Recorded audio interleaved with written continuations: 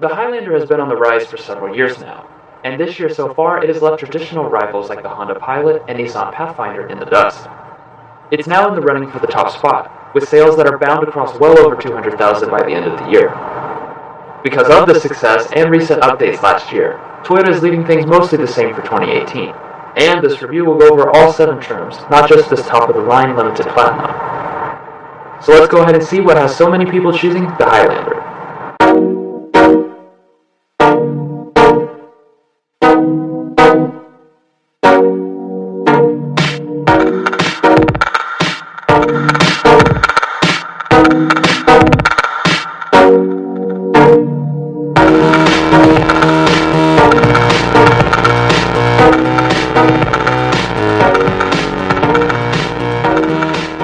We would like to specially thank Toyota on Nicholasville for allowing us to come out and film this review. If you would like to check out their dealership and massive inventory of all the Toyota models, a link to their website has been provided in the video description.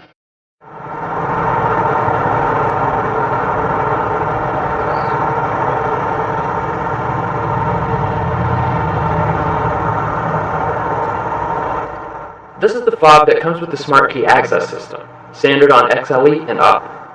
We also have optional remote start.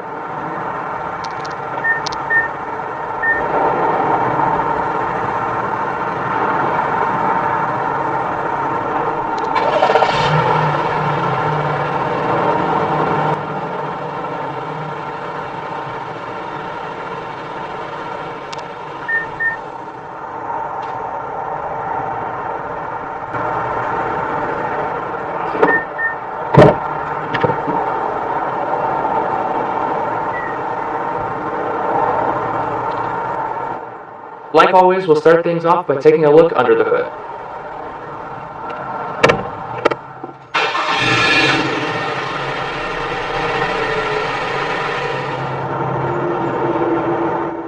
New powertrains were one of the biggest updates to the Highlander last year, so for 2018 they stay the same. We have the combination that the vast majority of models will have, which starts with this 3.5-liter V6. It produces 295 horsepower and 263 pound-feet of torque, and is paired exclusively to an 8-speed automatic transmission. All trims receive this standard, except for the very base LE model. It instead comes with a 2.7-liter i4, with 185 horsepower, and a 6-speed automatic instead. However, even that model can option on the V6. And when you hear the fuel economy, you probably will want to. The 4-cylinder LE comes in at 20 city, 24 highway, 22 combined. The funny thing is that the V6 models are actually more efficient, thanks to the 8-speed automatic and the start-stop system. The numbers vary a bit depending on the trim, so I'll just add them to the screen and edit.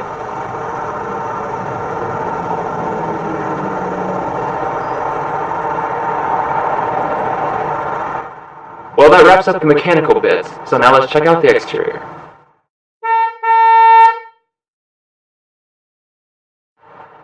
Of all of last year's changes, what Toyota did to the front styling was the most noticeable. Those changes carry over for 2018, so almost every trim gets this large cone-shaped grille, finished in matte silver. The only trim that gets anything different is the SE, where it is finished in metallic black. Coming to the headlights, they are halogen beam across every trim level, though the LED daytime running lights are only on SE and up. You will find fog lamps on all but the LED. You have a pretty decent 8 inches of ground clearance, though most will never make much use of it.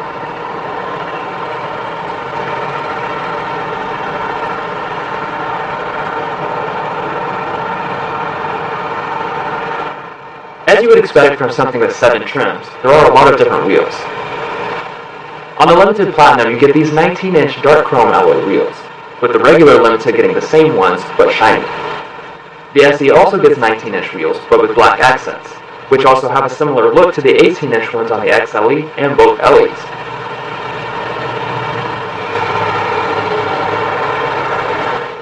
The brakes are 12.9-inch ventilated disc in the front and 12.2-inch solid disc in the rear. The tires are all seasons. Coming to the mirrors, they are body colored on all trims, and the XLE adds heating. Limited models also add puddle lamps, though none of the trims are auto-dimming. Blind spot monitoring is nicely standard on the mainstream XLE and above.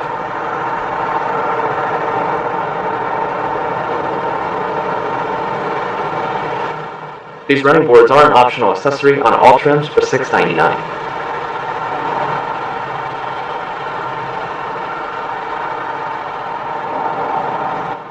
The Highlander measures in at 191.1 inches long, which puts it on the smaller end of the segment. That's about 3 inches shorter than the Honda Pilot and 7 inches shorter than the Ford Explorer. Moving on to safety, the Highlander is one of the best bets in this regard. It is rated as a top safety pick plus by the Insurance Institute for Highway Safety, which is the highest possible distinction. To get that rating, they require cars to offer advanced safety equipment, but the Highlander has them standard.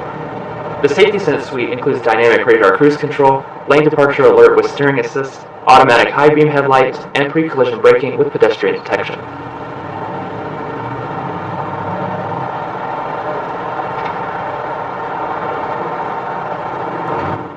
Around back, the Highlander has stayed pretty much the same since it was first introduced.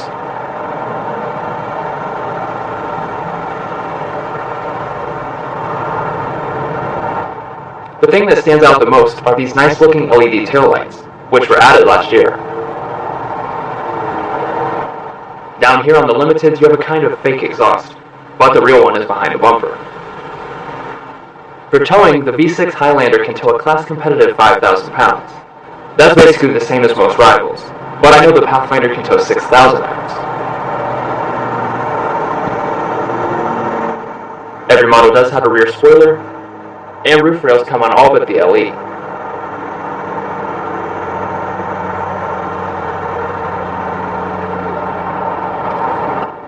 All gas Highlanders have 19.2 gallon fuel tanks, good for 422 miles of range for both our V6 all-wheel drive and the front-wheel drive 4-cylinder.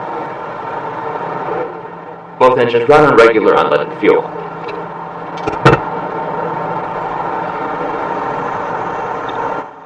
Well, that covers the outside, so now let's see how luxurious the interior is.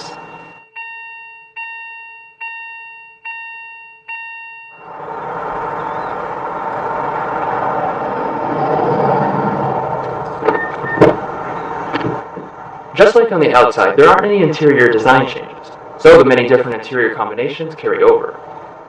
We have the top-of-the-line full leather interior in the almond color, but black, ash, and an exclusive saddle brown are also available.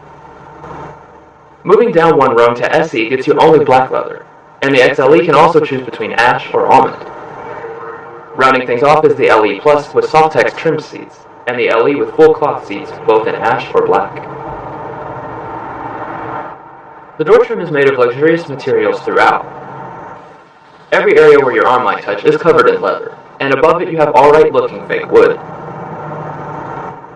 All four of the windows are fully one-touch automatic. You also have two-person memory for the two limited trims.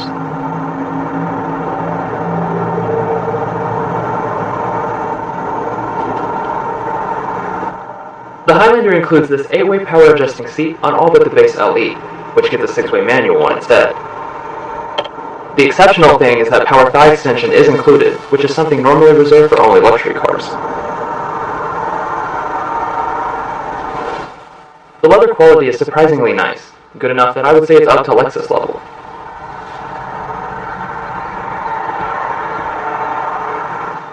So the Highlander is low enough to the ground that these are really just for looks.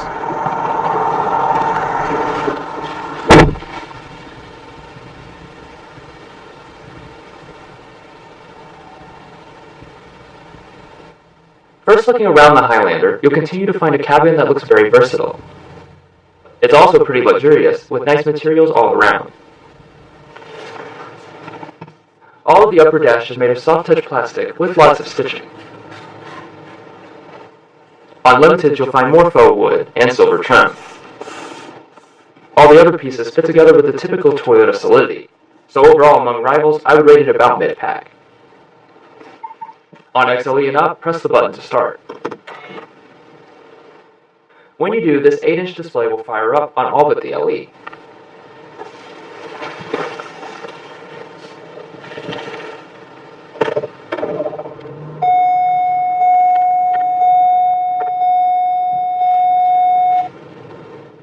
The gauges aren't very flashy, but they are clear and legible. You also get this large 4.2-inch multifunction display standard. This has all the usual stuff that it does on all the other Toyotas, like safety systems. Every Highlander has electric power steering, plus a leather-wrapped steering wheel on the XLE and up. This side contains your audio, phone, and voice controls. And on the other side you have the display buttons and ones related to safety systems and dynamic cruise control. The windshield wipers are rain sensing on this Platinum only. The steering wheel itself is manually tilt and telescoping across all trims. Off to the side is a giant panel of buttons for a ton of things, like this Platinum exclusive heated steering wheel. The other thing I want to point out is the special bird's eye camera system. This is also one of the Platinum's special features, and it includes unique things like this perimeter scan feature.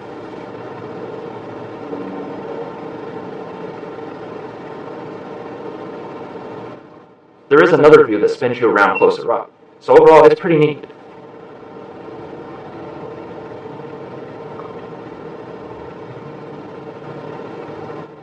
This is a feature you can't even get on the Lexus RX unless you go up to the most expensive model available. Moving on to storage, the Highlander is definitely one of the top options in the class. This opens up oddly in two parts. Once inside, it's very deep, and there is a 12-volt outlet. This tray also slides and can be removed.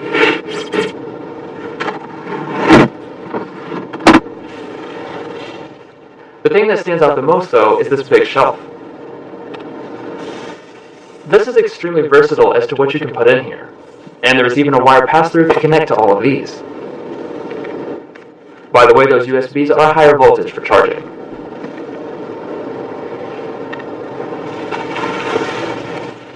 Every trim gets this leather shifter. Pressing to the left does allow for manual shifting, but there aren't any paddles, even on the SE.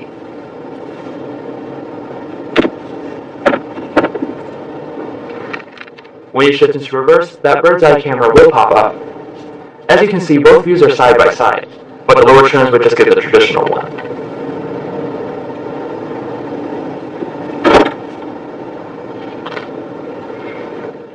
In front of the shifter, you have buttons that relate to the all-wheel drive system: snow mode, hill descent control, and diff lock. Behind the shifter are the seat controls. They are 3-stage heated on the XLE and up, but the two limited trims also have 3-stage ventilation.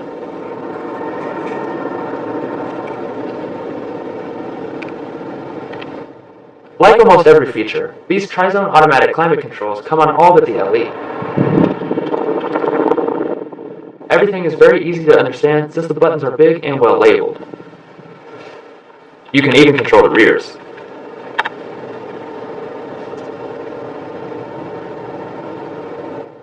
Now let's listen to the Limited's upgraded 12-speaker JBL sound system.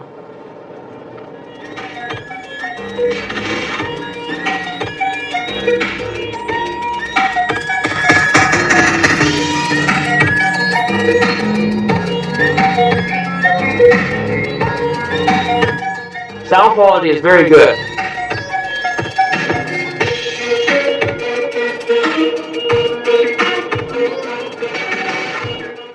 Now let's take a quick look at the Entune system. This is not the newest Entune 3.0 system, and it actually uses the older resistive style touchscreen. We're on the home screen right now, and you have shortcut buttons along the sides. Clicking on these things will expand. We have integrated navigation, which comes on the XLE and up. It responds quickly, but pinch to zoom is not supported. Bluetooth audio is standard on all models. You can play, pause, and skip songs straight from the screen.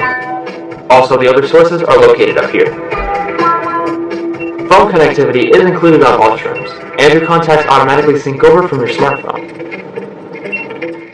Android Auto and Apple CarPlay are not on board. Another thing I want to mention is the Easy Speak function. It takes the driver's voice, captures it via microphones, and broadcasts it over the car's speakers. That's all I'll cover in this video, but for a more extensive look at all of Intune's features, including the very detailed setup section, watch our dedicated tech help video. A link is provided in the description. The mirror is the frameless auto-dimming type on the XLE and up, and the HomeLink universal remotes are up here. Another benefit of the Platinum is this pano moonroof.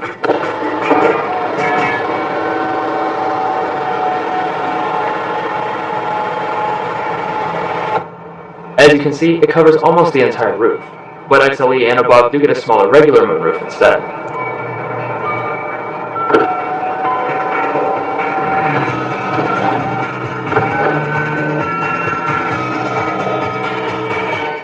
So overall, the interior of the Highlander is pretty impressive.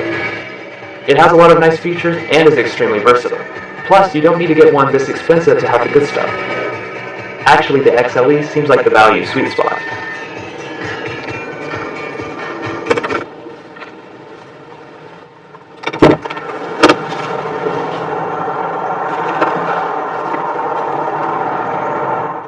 Now my brother will finish the video with the back seats and cargo area.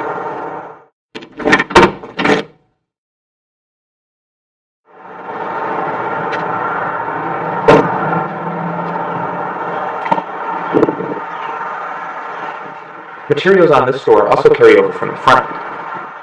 That means that most of it is nice padded leather with some wood accent. We also have window sunshades, oddly standard on XLE trims and up. Other than that, you've got an automatic power window. Space-wise, you have 38.4 inches of legroom and 39.9 inches of headroom. That makes it right on par with the rest of the class, and it's plenty enough for most families. Our Highlander also opted for the second row captain's chairs, which is standard on XLE trims and up.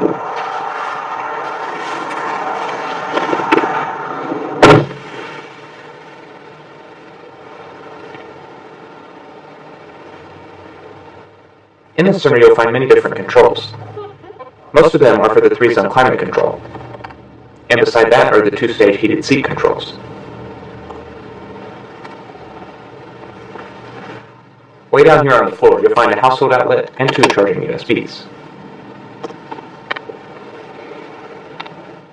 In between the 2 captain's chairs are a little fold-out table with cup holders. They also get this nice adjustable armrest. Finally, up top you'll get an assist grip, vents for both rows, and a light. The seat is adjusted mostly back, and as you can see, I have plenty of space for both my legs and feet. Toyota does allow this seat to slide forward, giving the third row a little more space.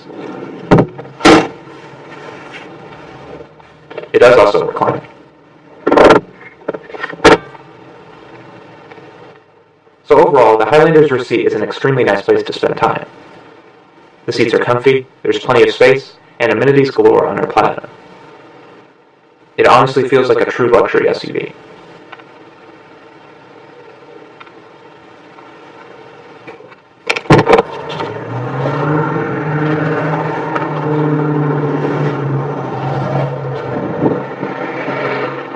Entering the third row is relatively easy.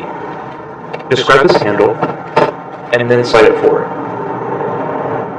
Now in the third row of the Highlander, you'll find 27.7 inches of legroom and 35.9 inches of headroom.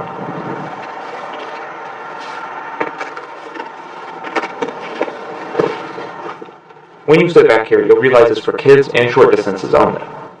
Toyota does give you 2 cup holders and the same vents and lights as the second row. Summed up, this is probably one of the worst third rows in the class, but it's still usable.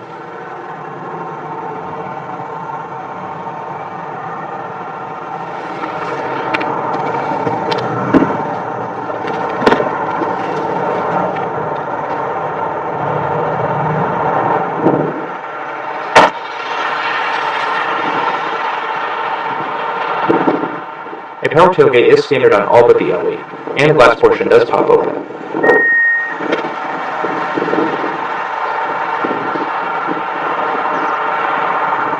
Capacities do range among the trim levels, but most will find 13.8 cubic feet behind the third row, 42.3 cubic feet behind the second row, and a maximum of 83.7 cubic feet.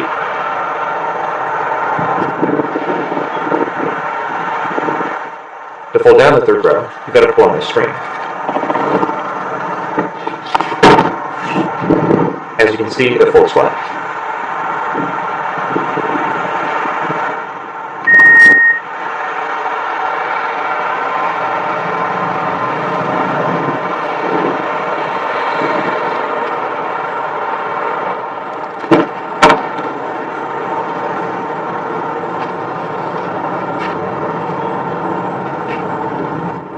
The passenger seat is 4-way power adjusting on XLE trims and up.